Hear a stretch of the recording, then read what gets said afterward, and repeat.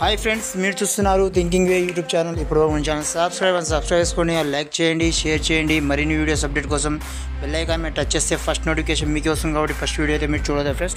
Anyway, మొత్తం మీద టాపిక్లోకి వెళ్ళిపోతే మనకు ఎప్పుడెప్పుడైనా చూస్తున్న 19 ఇన్స్టాల్మెంట్ అయితే దగ్గరలో పడ్డట్టే అనుకోవచ్చు. ఏంటంటే పీఎం కిసాన్ సంబంధించిన డబ్బులు అయితే విడుదల కావడం జరిగింది. ఆ డేట్ ఏదనేది కూడా ఫిక్స్ అవ్వడం జరిగింది.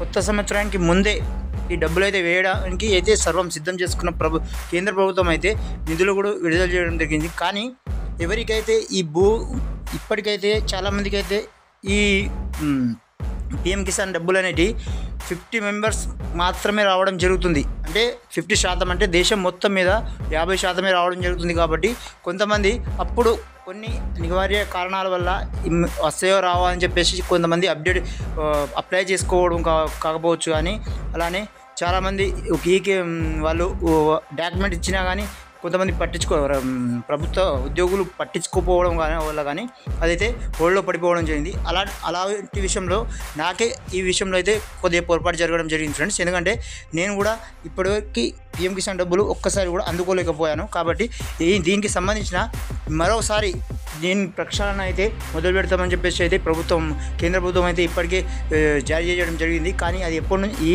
ఇయర్లో నెక్స్ట్ ఇయర్లో కావచ్చు.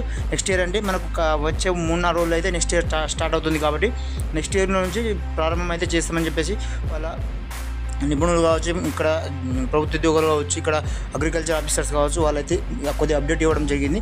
కానీ మీకైతే ఎవరైతే పీఎం కిసాన్ డబ్బులు లబ్ధి పొందుతున్న రైతులు ఏదైతే ఉన్నారో వాళ్ళైతే ఎంబటే ఈ కేవైసీ పూర్తి చేసుకొని అలానే మీ పాన్ కార్డ్, ఆధార్ కార్డ్ ఇవన్నీ సంబంధించిన డీటెయిల్స్ ఏవైతే ఉన్నాయో బ్యాంక్ పాస్బుక్ కావచ్చు, ఇవన్నీ కావచ్చు, ఇది తీసుకెళ్ళి ఈ అగ్రికల్చర్ ఏవీ ఆఫీసర్ ఎక్కడైతే ఉంటారో మీ లోకల్ మండల ఆఫీస్లోనే ఉంటారు, లేకపోతే వాళ్ళకి సంబంధించిన అగ్రికల్చర్ ఆఫీస్ అనేది సపరేట్గా ఉంటుంది. కాబట్టి వాళ్ళకి వెళ్ళి కలవచ్చు. అలానే వాళ్ళు వారానికి ఒకసారి కూడా మీ సొంత ఊరికి రావడం జరుగుతుంది. కాబట్టి వాళ్ళని కలిసి కూడా మీకు మీ విషయాలన్నీ అప్డేట్ చేయడం జరుగుతుంది.